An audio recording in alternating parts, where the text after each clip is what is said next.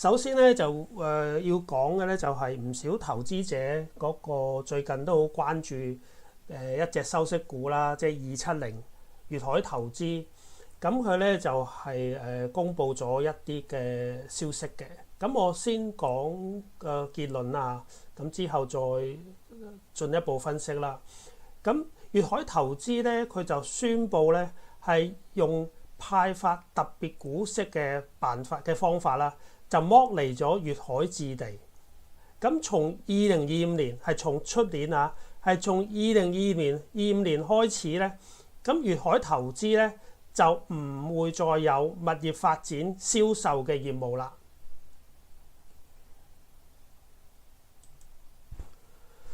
咁佢就唔會再有呢一個物業發展銷售業務，而呢一個結果就會令到佢水務股嘅純正度提升，而水務咧係盈利相對係比較穩定嘅業務。咁所以我自己就覺得呢一個消息對粵海投資係正面嘅，相反就對粵海置地咧係負面嘅。原因就係以前投資者咁佢買270粵海投資，佢主要咧都係買粵海投資嘅水務業務嘅。咁以前你270粵海，以前你270就將粵海置地綁埋一齊，變成一間公司，因為佢係併表啊嘛，佢控股粵海置地啊嘛。咁投資者冇辦法啦，買你270咪買埋124咯。即係雖然唔係直接買124，但係你都包含124嘅業務喺入邊啊嘛。咁但係而家粵海投資咧就將粵海置地派俾股東喎。咁粵海投資嘅投資者嘅股東收到呢個粵海置地嘅股票之後，好大機會咧係會將呢個粵海置地咧賣咗出去嘅。咁你可以想象啦，如果有一個基金啦，咁啊原本就買咗270嘅，買咗呢個粵海投資，主要係買佢當佢係水務股咁買嘅。咁佢將來佢收到分派出嚟嘅粵海置地，粵海置地係內房股嚟噶嘛，咁可能呢個基金根本佢唔想投資內房股嘅，咁佢自然就會將粵海置地賣出去啦。咁所以咧，將來咧粵海置地咧係會面對唔少沽壓嘅。嗱，咁今次呢一個交易咧，公司都提供咗一啲資料。目前粵海投資即係270咧係持有73.82% 嘅124粵海置地嘅。咁依家粵海投資佢就公布佢會將73.72%係73.72% 嘅粵海置地用一個特別股息嘅方法就派俾佢嘅股東。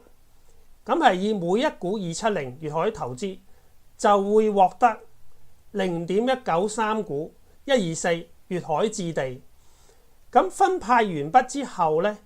粵海投資嘅大股東即係粵海控股就會持有42.95% 嘅粵海置地，就會成為粵海置地嘅控股公司。咁粵海置地就會成為粵海投資嘅姊妹公司啦。即係由呢一個控股公司變成大家都係姊妹公司啦。咁粵海投資持有粵海置地嘅比重就會由而家嘅73.82% 下降到0.1%，仲有少少㗎嚇。今次派完特別股息之後，其實粵海投資仲有0.1% 嘅粵海置地。咁粵海投資嘅管理層就表示，佢會將剩低啲0.1% 嘅粵海置地嘅股權會喺市場上出售嘅，最終咧係會零，係持股係變成零嘅，即係話佢最終係唔會持有任何嘅124粵海置地。咁派發呢一個粵海置地嘅呢個特別股息係需要股東批准嘅嚇，係需要股東批准。不過大股東粵海控股係可以投票嘅，所以呢一個特別派息嘅議案係一定會通過嘅，係一定會通過。咁今次剝離呢一個粵海置地咧，管理層話係以資產淨值嚟計算嘅，所以今次嘅派發特別股息係唔會產生任何損益嘅，即係公司唔會因此而賺錢或者有虧損嘅。咁但係我頭先講過，佢派咗呢個特別股息之後，佢仲持有0.1% 嘅粵海置地股權噶嘛。咁我哋都講過，管理層表示係會連呢0.1% 嘅粵海置地都賣埋出去嘅。咁所以咧，你就要睇佢將來賣出呢一個0.1% 嘅粵海置地係用咩價賣出喎？視乎呢個賣出價咧，可能會有損失或者有收益嘅。但係因為得0.1%，其實嘅影響都已經唔大啦。影響已經唔大啦。嗱，咁我哋睇到啦，即係我哋講佢剝離之前，咁我哋首先要睇下，咁究竟粵海置地喺粵海投資呢間公司入邊，咁佢扮演嘅角色同埋佢對佢本身個盈利究竟係有貢獻啦，定係有拖累咧？嗱，咁我哋呢度睇到下，其實粵海置地曾經係對粵海投資係有盈利貢獻嘅。嗱，咁喺2021年、喺2020年同埋2021年咧，分別係貢獻咗16.8億同埋14億嘅淨利潤嘅，即係話佢唔係一直以嚟都係拖累嚟嘅，佢曾經都係佢主要嘅一個盈利貢獻嘅業務嚟㗎。咁只不過喺2023年咧，咁大家都知道個內地嗰個內房係環境好差啦，咁佢就真係有虧損啦，而真係有拖累到粵海投資嘅呢一個盈利嘅。佢當年咧2023年咧就虧損咗24.4億嘅，咁會令到粵海投資整體嘅盈利係有受到佢嘅拖累嘅。咁而2025年開始，粵海投資帳面上咧就完全冇咗粵海置地啦，亦即係表示佢唔會再受粵海置地嘅利潤波動，即係無論去賺錢又好蝕錢又好，就對粵海投資係唔再有影響啦，因為咧佢完全脫離粵海投資嘅帳面之外啦。咁呢個對粵海投資本身嘅盈利穩定性同埋能見度係非常之大嘅幫助嘅。咁而事實上，如果你粵海投資繼續維持，即係繼續保留呢個粵海置地咧，係有一個隱憂嘅。我之前都講過，因為直至到今年9月底，其實粵海置地帳面上咧係有300億嘅待售物業，即係話咧佢仲有300億貨值嘅物業咧係未賣出嘅。而且2024年頭3季咧，粵海置地係完全冇為呢300億元嘅存貨即係啲待售物業，即係相等於存貨啦。佢係冇為呢300億元嘅存貨做任何減值嘅，係冇做過減值。而粵海置地嘅待售物業咧，其實係分佈喺廣東省嘅廣州、深圳、佛山、珠海、中山、江門、惠州。嗱，咁根據國家統計局咧，其實今年內地嘅房價咧嘅嗰個住宅樓價咧，其實係繼續下跌嘅。以廣州為例，今年頭10個月，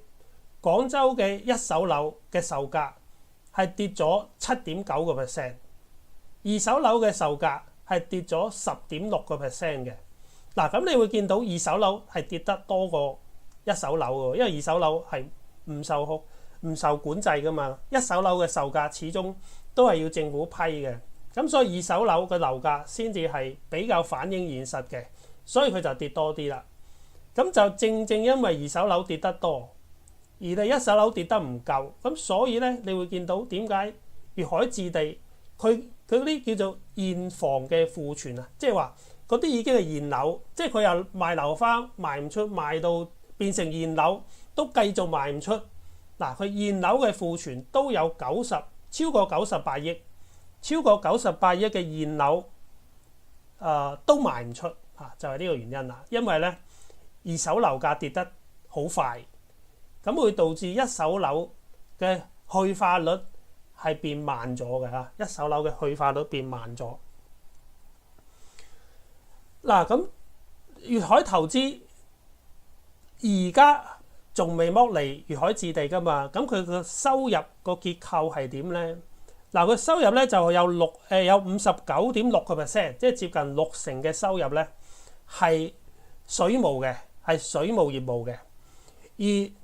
呢一個銷售物業嘅呢一個業務咧，其實都唔少嘅，都佔比有24.9%，即係差唔多25%係呢一個物業銷售嘅。咁其他嗰啲就單位數就唔係好重要啦。咁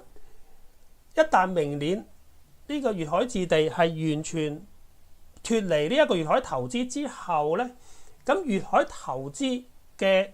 收入佔比咧，水務業務咧就會佔比就會大幅提升啦，去到79.3%，即係差唔多有80%嘅業務係水務嚟嘅。咁呢一個水務嘅業務咧，其實咧係好穩定嘅一種業務同埋收入。咁而呢一個業務好唔穩定嘅物業發展咧，就會消失咗啦，就冇咗啦。咁所以咧，由2025年開始，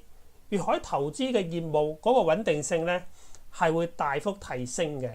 大幅提升。呢個咧就係佢剝離咗粵海置地嘅第一個好處，就係盈利嘅穩定性、確定性係會大幅提升嘅。咁第二個好處係咩咧？第二個好處咧就係因為粵海置地佢係做呢一個房地產開發啊嘛，即係內房。大家都知道內房咧有個問題就係個負債率好高嘅，負債率好高嘅。咁你將佢踢出公司之外嘅話，個好處就係咁你個負債率就會下降啦。咁事實上根據計算啦嚇，粵海投資冇咗呢個粵海置地之後，佢本身嘅淨負債比率就會由48.1%大幅下降到19.1%，即係改善咗非常之多。咁改善呢個淨借貸比率改善咁多，有咩好處啊？就係為佢未來如果佢需要發債嘅話咧，係佢個空間咧就大好多啦，佢就空間就大好多啦。咁點解要發債啊？點解要發債咧？就係咧，大家都知道啦，我之前都一路都有分享啦。因為粵海投資佢其中一個好重要嘅盈利來源就係東江水供香港呢一個業務係非常之好嘅業務，但係呢一個業務咧係有個經營權就到期啦，2030年就到期。咁面對呢一個經營權到期之後，你就要續期啊嘛。咁其實呢個東江水供香港嘅呢個經營權咧係屬於廣東省政府嘅。佢當年因為粵海投資重組啦，為咗救佢啦，咁就將呢個經營權賣咗俾270，俾佢經營。咁雖然理論上啦，你一30年2030年到期之後，理論上廣東省政府係可以自己攞翻嚟自己經營嘅。不過我相信好大機會咧係仍然會繼續俾粵海投資去經營嘅，但係唔會免費俾你續期㗎。佢係需要你俾一啲續期費用嘅，而且應該呢一個續期費用都唔少啊。有外資行計過，起碼都要480億港元啦，要480億港元。咁